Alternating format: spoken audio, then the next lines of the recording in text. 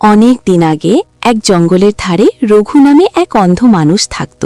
সে চোখে দেখতে পেত না, কিন্তু তার মন ছিল খুব ভালো। হাতে লাঠি নিয়ে সে গ্রাম থেকে গ্রামে ঘুরে ভিক্ষা করত।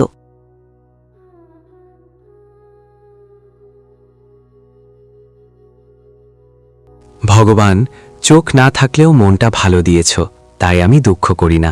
রঘু কারো সঙ্গে ঝগড়া করত না। কেউ কিছু দিলে নিত, না দিলে হাসি মুখে চলে যেত।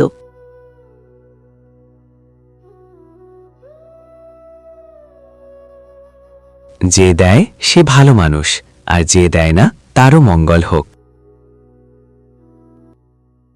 একদিন রঘু জঙ্গলের ভিতর দিয়ে যাচ্ছিল। হঠাৎ সে একটি পুরনো ভাঙা মন্দিরের সামনে এসে দাঁড়াল।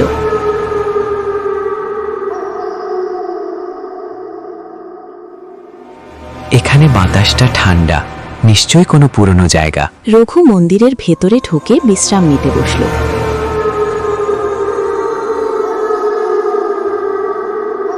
হঠাৎ ঝোপের দিক থেকে ভয়ঙ্কর শব্দ এলো।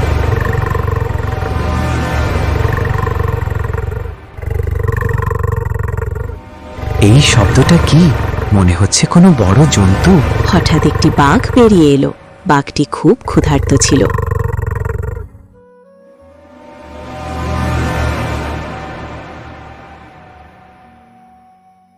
গর্র, আজ তোকে খেয়েই ফেলবো। রঘু কিছুই দেখতে পাচ্ছিল না। সে ভয়ে কাঁপতে লাগল। হে ভগবান, আমাকে বাঁচাও। ঠিক তখনই এক সাধু বাবা সেখানে এসে পড়লেন। ও হে বাঘ, থামো, নিরীহ মানুষকে কষ্ট দিও না। সাধু বাবা তার লাঠি মাটিতে ঠুকলেন। ফিরে যাও বাঘ, এই মানুষটি পাপী নয়, সে ভালো মন নিয়ে বাঁচে। বাঘটি গর্জন করল, তারপর ধীরে ধীরে জঙ্গলের দিকে চলে গেল।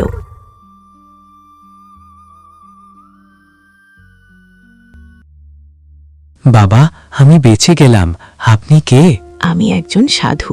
ভালো মানুষকে বিপদ থেকে বাঁচানোই আমার কাজ।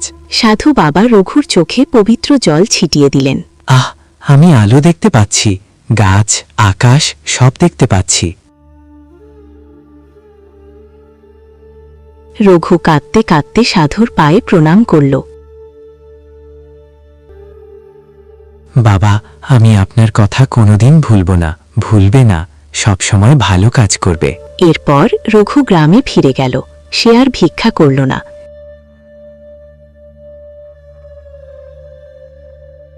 সে মানুষের কাজে লাগতে শুরু করল। ভগবান আমাকে চোখ দিয়েছেন মানুষের উপকার করার জন্য। এইভাবে এক অন্ধ মানুষের ভাগ্য ভালো মন আর সাধুর আশীর্বাদে বদলে গেল। শিক্ষা: ভালো মন থাকলে বিপদেও রক্ষা পাওয়া যায়, ভালো কাজ করলে ভালো ফল পাওয়া যায়।